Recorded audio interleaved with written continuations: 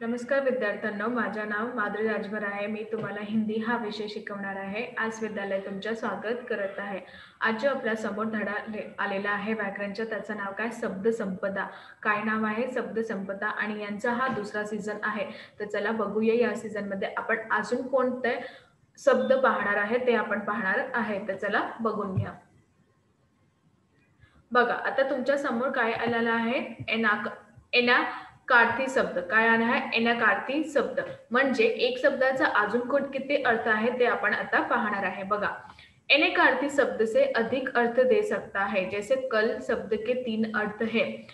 अनेकार्थी शब्दातून आपल्याला अधिक अर्थ देऊन जात आहे. जसे कल यांचे जे शब्द आहे त्यांचं 3 अर्थ आहे. जसे आगामी, दिवस, पिछला दिवस, मधुर, ध्वनी. तर याप्रमाणे त्याने काय सांगितले आहे की जे अनेकार्थी शब्द, अनेकार्थी, ज्यांना आपण अनेकार्थी शब्द असंही म्हणतात, अनेकार्थी शब्द म्हणजे एक शब्दाचा अधिक शब्द होऊन जाते. जसे कल, कल शब्दांचा 3 अर्थ आहे. जसे आगामी, दिवस, पिछला दिवस, मधुर, ध्वनी. तर याप्रमाणे इथे अजून काही शब्द दिलेले आहे ते आपण पाहणार आहे. तर चला बघून घ्या. हिंदी में प्रचलित कुछ अनेकार्थी शब्द इस प्रकार है. हिंदीतून प्रचलित अनेकार्थी शब्द या प्रकारे दिलेले जात आहे. जसं अक्षर, अक्षर म्हणजे नष्ट होने वाला ईश्वर या वर्ण. काय आहे? अक्षर मध्ये काय होणार? नष्ट होने वाला ईश्वर या वर्ण. अक्षर म्हणजे अंतरिक्ष, निचला, ओठ, धरती, आसमान के मध्य. अनंत म्हणजे आकाश आणि इथे ईश्वर आणि इथे विष्णू आणि इथे शेषनाग. अंबर म्हणजे आकाश, कपडा आणि इथे कपास आणि इथे अपेक्षा म्हणजे आवश्यकता, तुलना, आशा. अब्ज म्हणजे शंख, कमल, कपूर, चंद्रमा.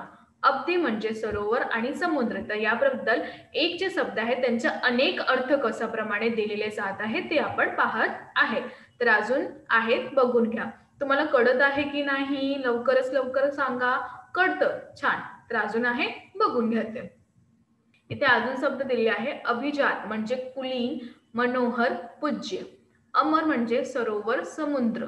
अरुण म्हणजे काय होते? सूर्य की सारथी, प्रातःकालीन, सूर्य, सिंदूर, रक्तवर्ण आणि लाल. तर याप्रमाणे तुम्ही इथे पाहणार की अरुण यांच्या किती शब्द दिलेले आहे इथे? 1 2 3 4 5. तर 5 शब्द दिलेले आहेत. तर एका शब्दाचा 5 अर्थ आहेत. हे पण तुम्ही पाहत आहे की एका शब्दाचा किती अर्थ आहे? 5 शब्द आहेत. इथे बघा, अर्थ म्हणजे धन, व्याख्या, उद्देश. अली म्हणजे भवरा, सखी, कोयल. अवकाश म्हणजे बीच का समय आणि अवसर आणि सुट्टी. तर याप्रमाणे इथेही दिलेले जात आहे की यांचा अर्थ कशाप्रमाणे दिलेले जात आहे. अवधी म्हणजे सीमा, निर्धारित समय. अंक म्हणजे गुण, गणना के अंक आणि मध्य.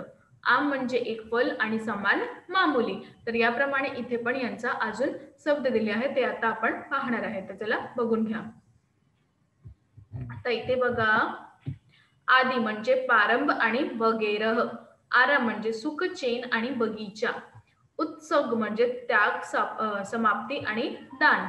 उत्तर म्हणजे जवाब, बाद का, एक दिशा का नाम. आणि कणक म्हणजे सोना, धतुरा आणि गेहू. तर याबद्दल तुम्ही म्हणणार की कणक यांचा पण 3 अर्थ दिलेले आहेत. कर म्हणजे हात, किरण, हाथी के सूंड, टॅक्स करना, क्रिया का अज्ञार्थक रूप. कल म्हणजे चैन, बीता हुआ कल, आने वाला दिन, मशीन, शोर. आणि काम म्हणजे कार्य, कामना आणि वासना. तर याप्रमाणे इथे पण अजून शब्द दिलेले आहेत. तर अजून काय आहे, बघून घ्या. आता आपण पाहणार आहे पर्यायवाची शब्द. काय पाहणार आहे? पर्यायवाची शब्द. आपला अनेकार्थी शब्द झालेला आहे. आता आपण पाहणार आहे पर्यायवाची शब्द. तर पर्यायवाची शब्द काय असतात? शब्द पर्यायवाची शब्द बघा, अग्नी, ज्वाला, पावक, अनल, आग. तर पर्यायवाची शब्दाचा पण खूपच अर्थ दिलेले आहे ते आता आपण पाहते. अग्नीचा काय होते? ज्वाला, पावक, अनल, आग. अमृत, सोम, अमी, अमीय, सुधा, पीयूष. अश्व, तुरंग, वाजी, घोडा, हय, सेंधव. अंधेरा, अंधकार, तिमिर, तम. अहंकार, घमंड, धम, दर्प, अभिमान. आकाश, गगन, अंबर, नभ, वयम, शून्य. तर याबद्दल पर्यायवाची शब्द असंही दिलेले जात आहे. अजून आहेत का? नीटप्रमाणे ऐकून घ्या. सगळं तुम्ही व्यवस्थित बघा. अजून आहे जल, पाणी, अंबू, तोय, नीर, सलील. जंगल, वन, अरण्य, विपिन, कानन, तलवार, खंडक, अशी, चंद्रहास, करवाल, तालाब, जलाशय, तडाग, पुष्कर, सरोवर, तृण, बाण, सर, इशू, सिलिमुख. तर याप्रमाणे तुम्ही बघणार की यांच्या अजून अर्थ दिलेले आहे. दया, कृपा, करुणा, अनुकंपा, दुःख, शोक, पीडा, वेदना, विषाद, कष्ट, दूध, दिग्ध, पय, गोरज, क्षीर, स्तनय, देवता, देव, शूर, अमर, निर्जल, विभूत, धन, अर्थ, वित्त, मुद्दा, संपत्ती, दव. तर याप्रमाणे असंही जे शब्द आहेत त्यांचा अजून अर्थ दिलेले आहे ते पण आता आपण पाहणार आहे. बघा, नदी, सरिता, तलटिनी, सलीला, तरगिणी, नौकर, दास, अनुचर, सेवक, परिचारक, पहाड, पर्वत, अचल, भूदर, नग, गिरी, पक्षी, खग, विहग, नभचर, अंडज, पेखरू, पवन, हवा, वायू, समीर, अनिल, वात, मरुत, पती, नाथ, स्वामी, कांत, वल्लभ, भरता, पुत्र, तनय, नंदन, सूत, बेटा, तनुज, पुत्री, तनया, सुता, बेटी, तनुजा, दुहिता, कन्या. तर याप्रमाणे इथे अजून शब्द दिलेले आहेत ते आपण आता पाहणार आहे. तर हा ते आपला झालेला विलोम शब्द जो आहे किंवा हा जे शब्द होता पर्यायाचे हे आपल्याला झालेला आहे. आता आपण पाहणार आहे वाक्यांश के लिए एक शब्द. पाचवा काय पाहणार आहे, वाक्यांश याच्यासाठी एक शब्द दिलेले जात आहे. बघा, आज के युग अति व्यस्त है, ऐसे समय में थोड़े शब्दों में पूरी बात कहने की कला का बहुत महत्व है.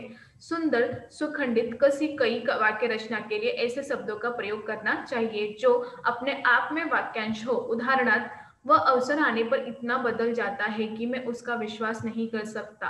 इतने लंबे वाक्य को संक्षेप में हमें यो कह सकते हैं की उस अवसरवादी का मैं विश्वास नहीं कर सकता.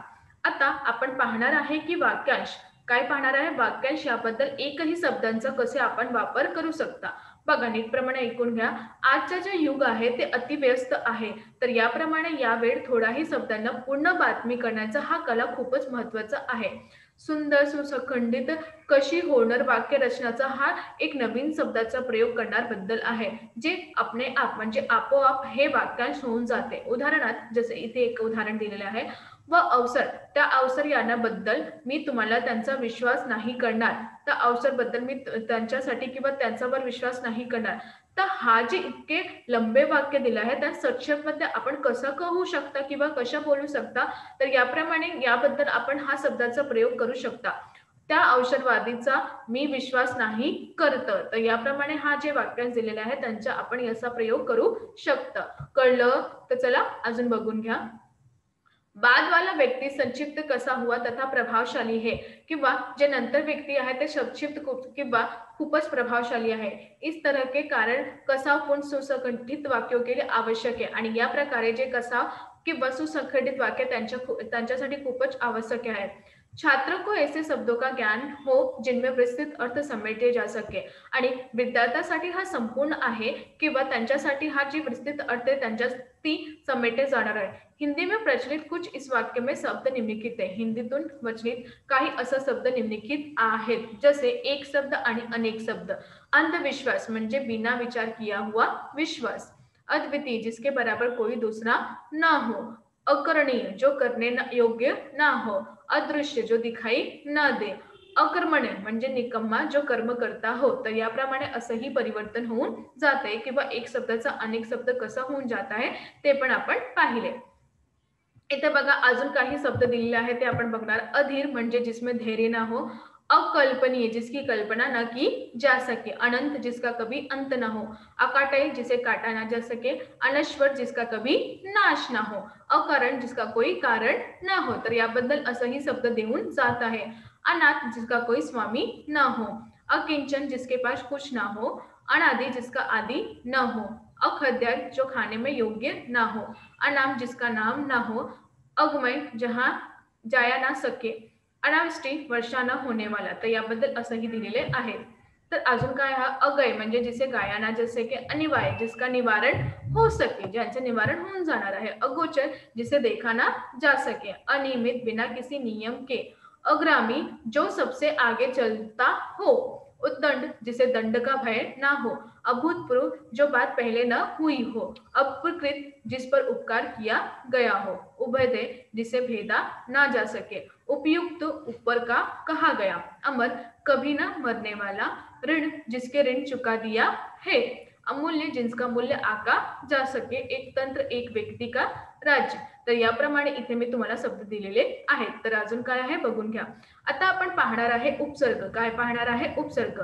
उपसर्ग क्या है? ऐसे शब्दों शब्दांश जो मूल शब्दों से पहले जुड़कर नए शब्द की रचना करते हैं तथा शब्द के अर्थ को बदलते हैं, उन्हें उपसर्ग कहते हैं. बघा, असे शब्दांश जे मूल शब्दातून जोडून नवीन शब्द त्यांच्या रचना करते आणि त्या शब्दाचा अर्थ बदलून जातं, त्यांना आपण उपसर्ग असंही म्हणतो. कळलं की नाही? हो. जैसे आ, निर, अव, आदि उपसर्ग के 3 प्रकार होते हैं. यांचे 3 प्रकार होते. कोणकोणता?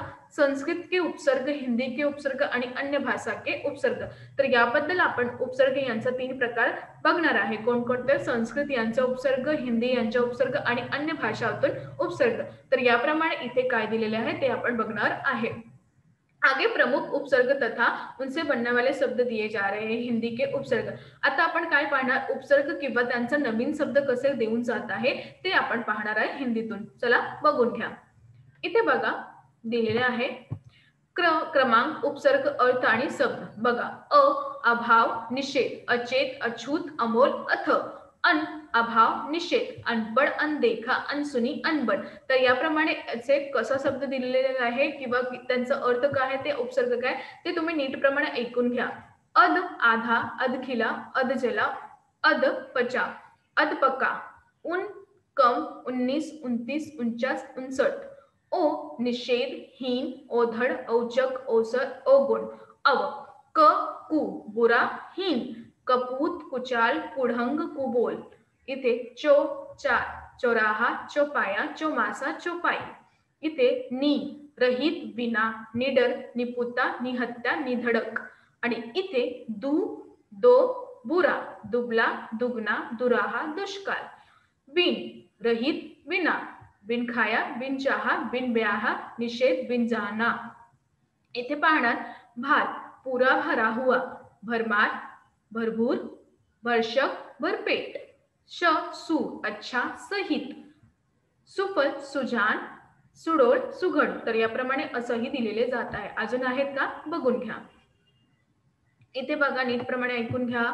अति, अधिक, बहुत, अतिरिक्त, अत्यंत, अत्यधिक. संस्कृतीचे उपसर्ग आहे हे. संस्कृतीचे उपसर्ग आहे. अधि, प्रधानता, अधिकार, अधिनायक, अधिपति, अध्यास. अनु, पीछे, अनुकरण, अनुभूति, अनुभूति, अनुकलन, अनुगमन. आप, बुराहीन, आकृति, उपकार, अपयश, अपशब्द. अभि, सामने, अभिमान, अभिभाषण, अभिलाषी, अभिभावक. अव, बुरा, पतन, अवगुण, अवनति, अवशेष. आ, तक सहित, आमरण, आक्रोश, आकार, आजमय. तर याप्रमाणे इथेही परिवर्तन करून जात आहे. अत, ऊपर, श्रेष्ठ, उत्कृष्ट, उपत्ती, उद्भव, उद्गमन. उप, निकट, समान, उपदेश, उपचार, उपकार, उपकरण. दृश, हीन, बुरा, दुस्साहस, दुस्साहस, दुष्कर्म, दुष्क्रम. तर यासाठी संस्कृतचा हा उपसर्ग दिलेले आहे. तर अजून काय आहे नीट प्रमाणे ऐकून घ्या. तर आज आपण काय शिकलो? आज आपण शिकलो की कशाप्रमाणे हा जे अजून शब्द आपण पाहिले त्यांचा प्रयोग कशासाठी होत आहे किंवा कशासाठी केलेले जात आहे. भाषा यातून त्यांचे रूपांतरण कशाप्रमाणे होऊन जात आहे ते आपल्यासाठी खूपच आवश्यक आहे. ते तुम्ही नीट प्रमाणे ऐकून घ्या आणि सगळं व्यवस्थित लिहून घ्या जेव्हा तुम्हाला कळणार आहे. कळलं की नाही? हो. धन्यवाद.